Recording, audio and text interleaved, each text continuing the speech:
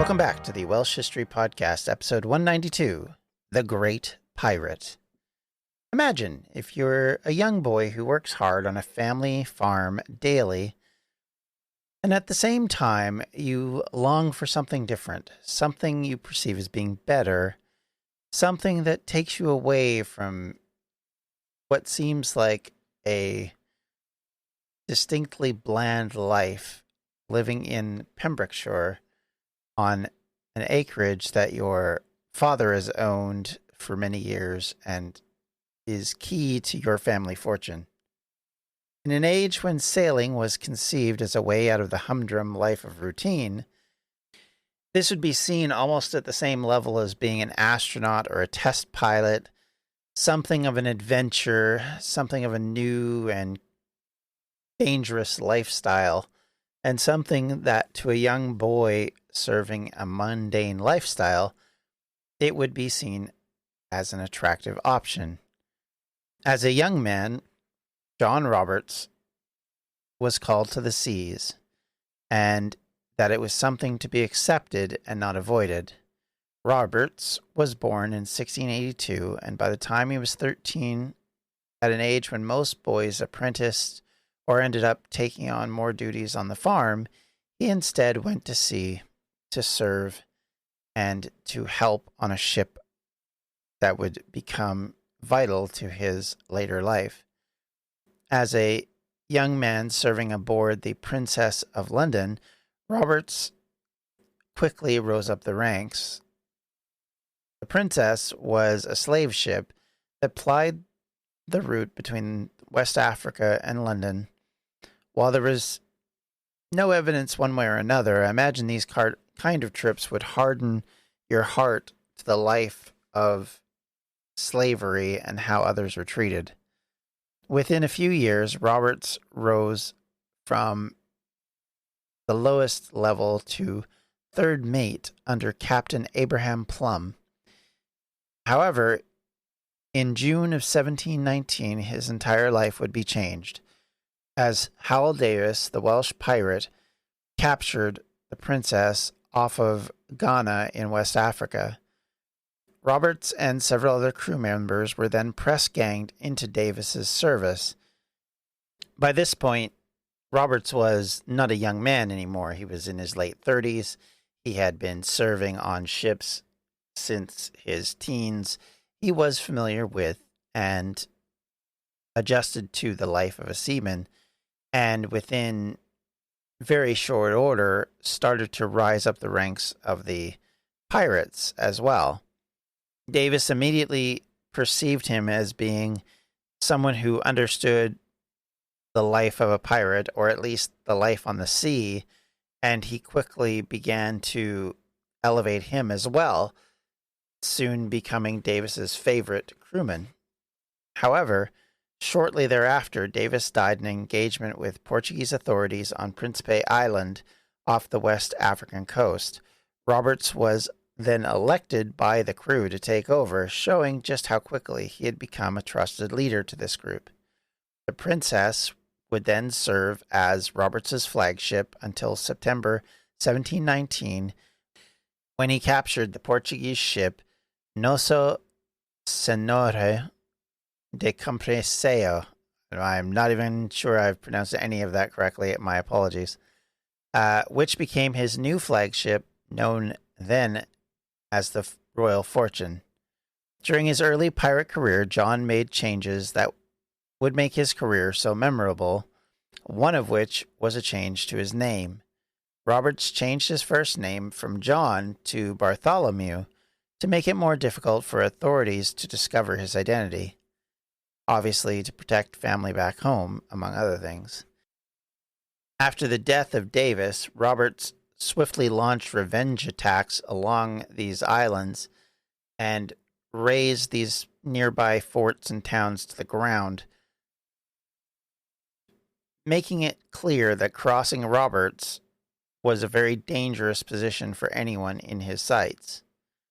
For Roberts, plunder was not the only reason that he would attack a town or a fort. In the Leeward Islands in 1720, for example, he set fire to a number of ships in a harbor as revenge for a recent hanging of fellow pirates on St. Kitts. He was considered the most successful pirate in an era of almost constant piracy. It had been claimed that he captured up to 400 vessels over his career, which, if true, would make him the most successful pirate in history. He was described as being deeply tanned, weather-worn, with a fairly eclectic array of clothes that set Roberts apart from the usual drab pirates of an era who typically wore, as we've mentioned before, fairly normal drab enviros and clothing that they achieved when they served with the various ships that they'd been on previously. Eventually, Roberts earned the nickname Black Bart, in Welsh, Barty Thi. Some say because of his heavily tanned appearance was the reason for the nickname, but others suggested it was because Roberts often tortured his captives, especially French ones, to find out where exactly they kept their valuables. Obviously something that a lot of pirates had done, including Morgan, as we mentioned in the previous episode. So this was not original with Bart. So it does make me wonder if the previous description of him as a heavily tanned individual who looked darker would be one of the reasons why he was called Black Bart over and above his notorious reputation for being someone who tortured his victims. In one extreme event in October of 1720, for example, Roberts ordered his men to cut off the ears of a group of Dutch captives. Some were then hanged and their bodies used for target practice.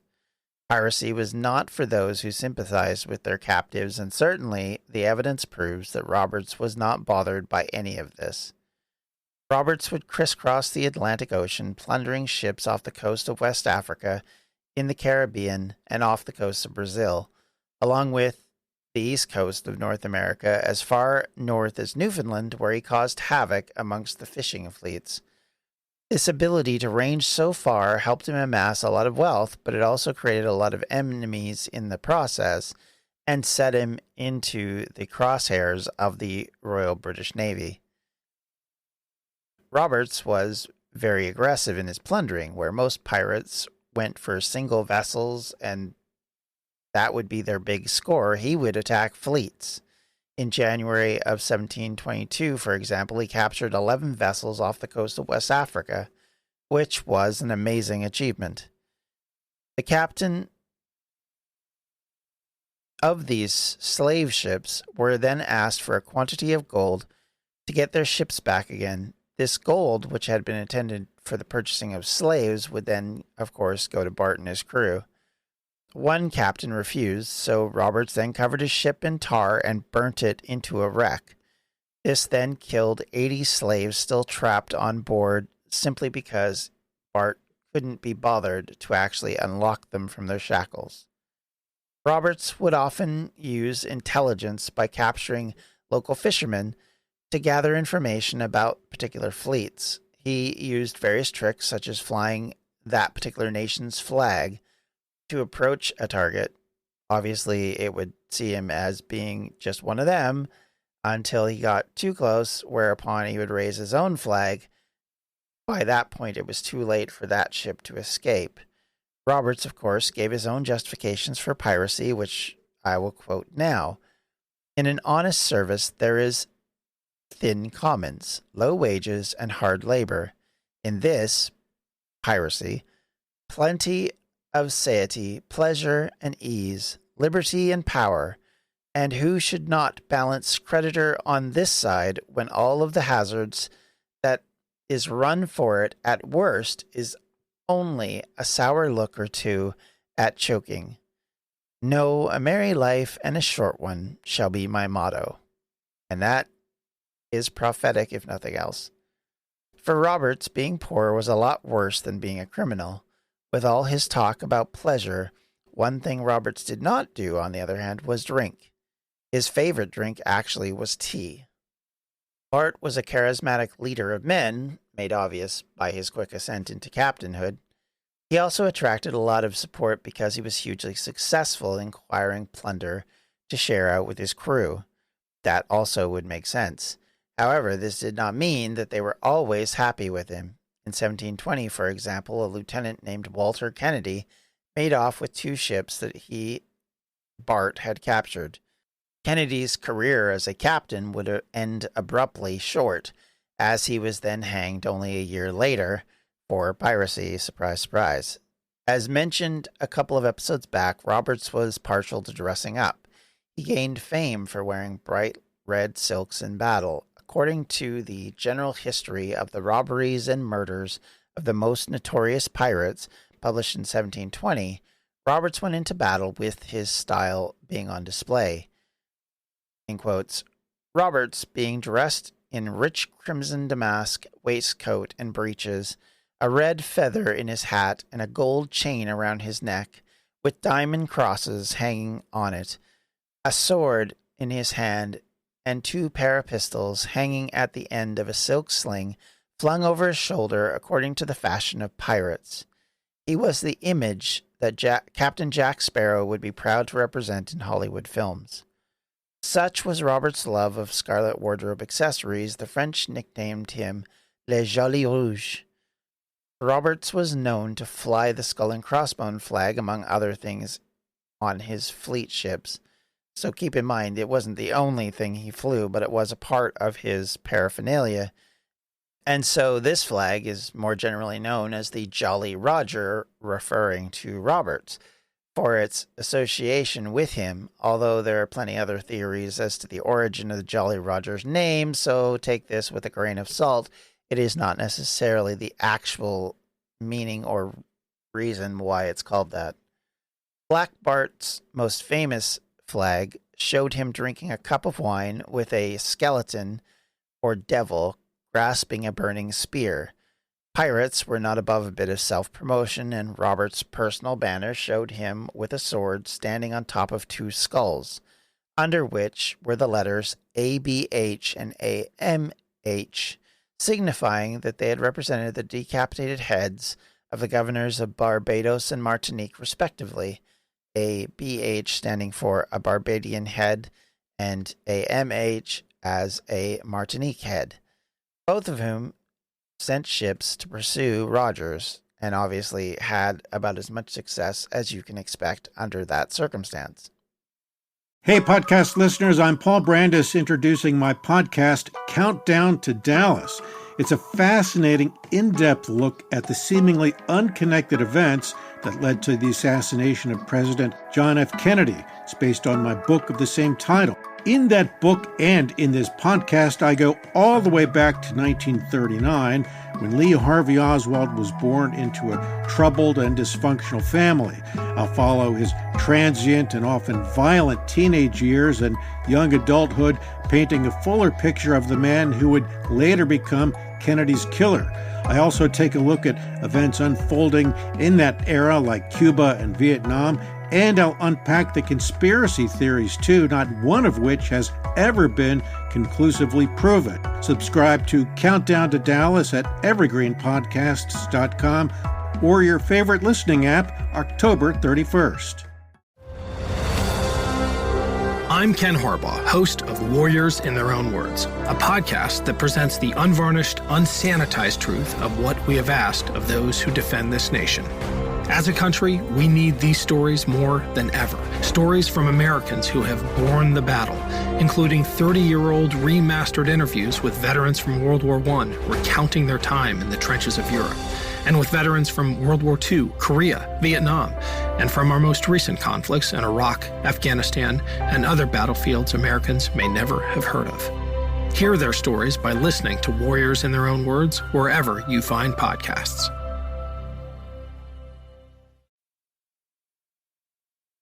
Unlike most pirates who preferred lightly armed, small but fast vessels with shallow draft, like a sloop, Roberts commanded a large ship bristling with 42 or possibly 52 cannons on the Royal Fortune. Roberts had worked his way up, capturing bigger and better armed vessels over the years of piracy, and not very surprising, as successful pirates would see the value of better vessels for carrying on bigger and better raids. Because of Robert's love for the name, He reused the name Royal Fortune several times over his pirating career. Apparently, up to 4 ships were named Royal Fortune under his command. The most famous Royal Fortune was the French warship built around 1697 in Bayonne. Roberts captured it in the Caribbean waters near Martinique, thanks to the pirates having a fleet of several ships to be used on the assault. As an added bonus, on board at the time was the governor of Martinique, which of course just added a little bit more to that capture, and it made it even more sweet, as Roberts detested all authority and persisted attempts to try and bring him to justice. So it was with great relish that he hanged the governor from the yardarm, at least according to the account given in the previously mentioned A General History, that book from 1720 we mentioned earlier. The square rigging and well-armed Royal Fortune was a powerful enough ship to exchange broadsides with any naval vessel sent against it. A Danish victim of an attack by Roberts gave the following description of the Royal Fortune and its armaments. In quotes, "The said Roberts ship is manned by about 180 white men and 40 French Creole black men, and has mounted 12 8-pounders, 4 12-pounders, 12 6-pounders, and 6 bronze 8-pounders, and 4-pounders, and in beneath her main foremast has 7 guns, 2 and 3-pounders, and 2 swivel guns upon her mizzen." So in other words, this is one heck of a heavily armed and able ship. Roberts, unfortunately for him, soon had to abandon his flagship, most likely because the hull was beyond repair after a decade of wear and tear from both the seas and the sea life which ate at the wood. From early 1721, he sailed the Onslow, a ship of the Royal African Company, which he, of course, obviously renamed the Royal Fortune. It would be the last of that name under Robert's command, and by removing internal bulkheads, which were now not needed to separate cargo, space was then created for 40 cannons. The superstructure fore and aft were also removed to make the ship lighter, faster, and more maneuverable. The extra deck space was able to allow even more guns to be carried. So from studying these descriptions and kind of getting an idea of what he was going for, what he wanted his ship to be able to do was to outmaneuver any other ship on the sea of a similar size, and to be able to outgun them, because if he could do both, especially in this age of sail, he would have a incredible advantage over ships equal to his. That in and of itself was reason enough to do that, and it meant that he was a terror because of that. Had it not been for these achievements and for these modifications and constant upgrading, certainly he would not be able to take on massive fleets of ships or overtake larger prizes, because he simply wouldn't have the ability to. Whereas a lot of other pirates couldn't also have a larger crew because they didn't have a large enough ship to man with that much crew. Because, I mean, if you hear from the crew that was described earlier, we're talking almost, well, over 200 people manning all of these guns, making sure the ship was moving and kept afloat, doing maintenance, all those basic things that you have to do in order to keep a ship moving in this era, something that would not necessarily be on the norm for most pirates in this age. And speaking of this kind of age for pirates, one thing that it was not uncommon for pirate captains to draw up lists of rules for their crew known as ship's articles. Each man was obliged, leaving his mark if he could not write, to attest to this document and to swear his obedience to them. We know, for example, that Morgan also had his own version of these, but they're less well known. Reason being, of course, because these get written down. It would make sense that you would have set rules in place so that your crew would understand what was expected of them and what the expectations were during a voyage. Otherwise, you would have voyages that would devolve into mutinies and chaos because you don't have set rules in place for punishment, for rewards, all of those basic things so that the crew couldn't act like they didn't know what was coming or what was going to happen.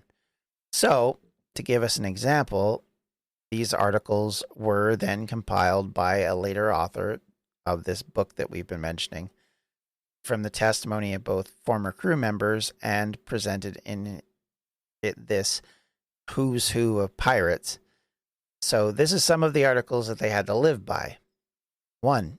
Keep their piece, muskets, pistols, cutlasses, clean and fit for service. Obviously, you wouldn't want your weapon to suddenly cut out on you in the middle of a battle. No boy or woman were to be allowed. If a man was found seducing any of the latter sex and carries her to sea disguised, he is to suffer death. Something we mentioned previously is that women, typically in some ships, specifically this grouping of ships, was not allowed. Seen as bad luck by some, seen as bad for morale by others. 3. To desert the ship or their quarters in battle is punished with death or marooning, abandonment on a deserted island or a small boat without provisions. 4. There are points illustrating the relative fairness and equality between crew members.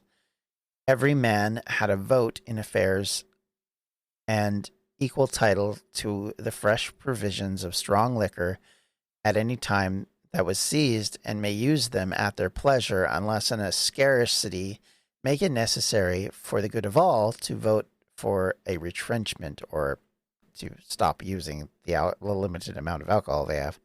Then there were some surprising points for a bunch of obvious pirates to consider these as being important to list.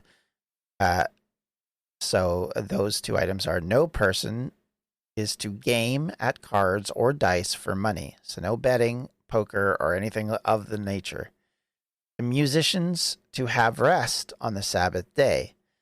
That is a peculiar one because, one, I guess I didn't know that you would have necessarily a ship's musician, but I also kind of find it interesting that they had a Sabbath day rest, which would be unusual in what I would have perceived, I guess. Roberts had predicted that he would enjoy a very brief life of crime, something he mentioned earlier. Something of a fatalistic approach likely allowed him to feel like he cheated death on a number of occasions. Keeping in mind Roberts had only joined the pirate life in 1719, would it surprise you to know that his entire career lasted less than 3 years? Roberts was killed on February 10th, 1722, on board his ship after a prolonged engagement with the Royal Navy frigate HMS Swallow, commanded by Captain Challoner Ogle, who had been searching for Roberts for several months due to previous notations about the fact that he'd been raiding across all of the Atlantic and basically upsetting everybody in the process. A tropical storm had begun to blow, and the 2 ships had been struggling to maneuver into position of advantage over the other. As the 2 vessels passed close to each other, Roberts was fatally hit in the throat by a metal fired as grape shot, so basically where they chuck a bunch of pieces of metal into a cannon and just fire it in a scattershot format, from one of Swallow's cannons. The body of the fallen captain was put overboard by his men, as he had instructed them to do in such an eventuality, in order that the authorities did not take and posthumously hang him.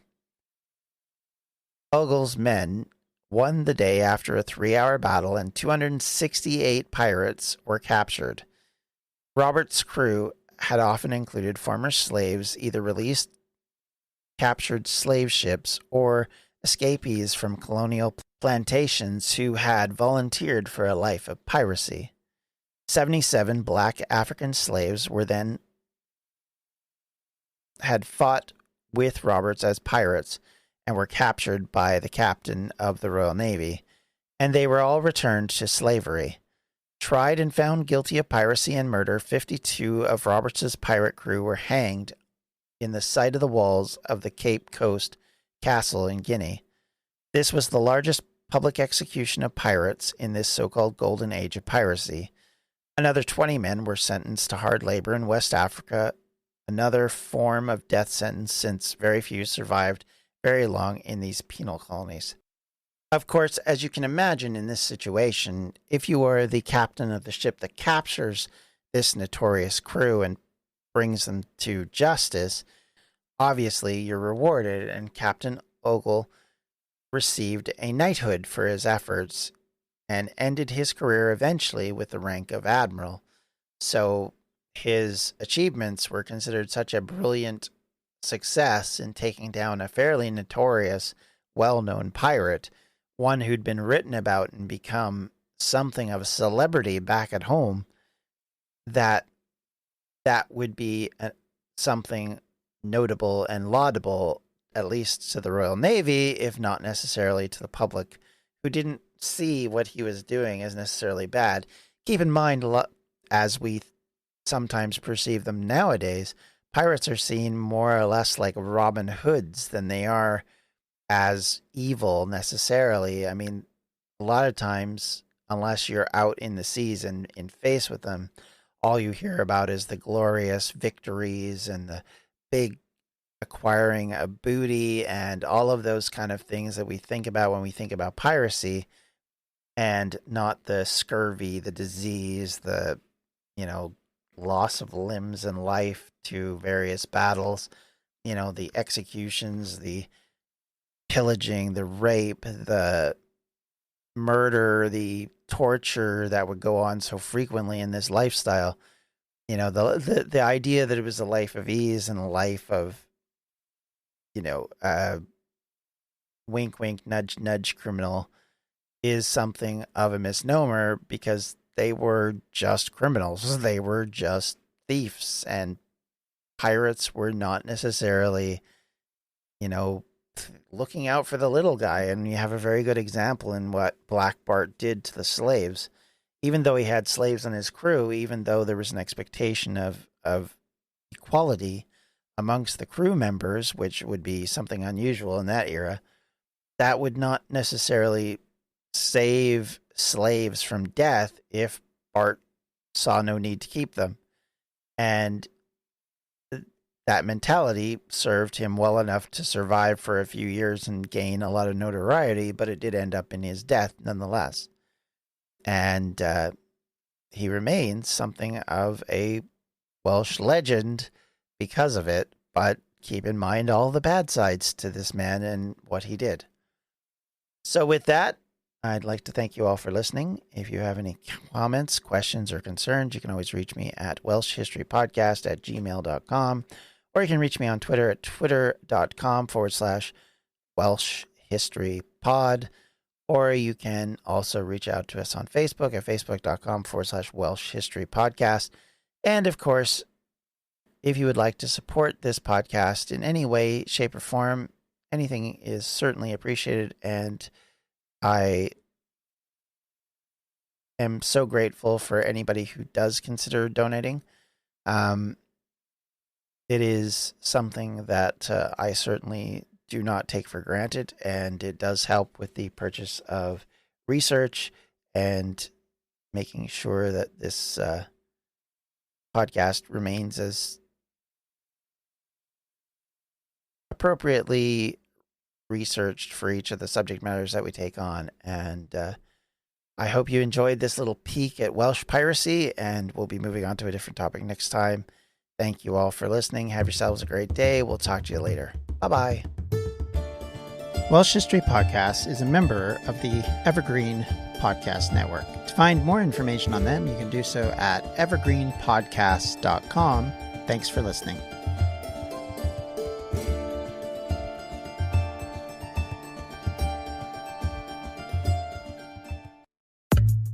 I'm Daniel Norcross. And I'm Rory Dollard. And between us, we are England Cricket on 99.94. We'll be every week looking at the ups, the downs, the runners, the riders, the news and the views on all things English cricket. And believe you me, there are plenty of ups and downs. Join us, England Cricket, on 99.94.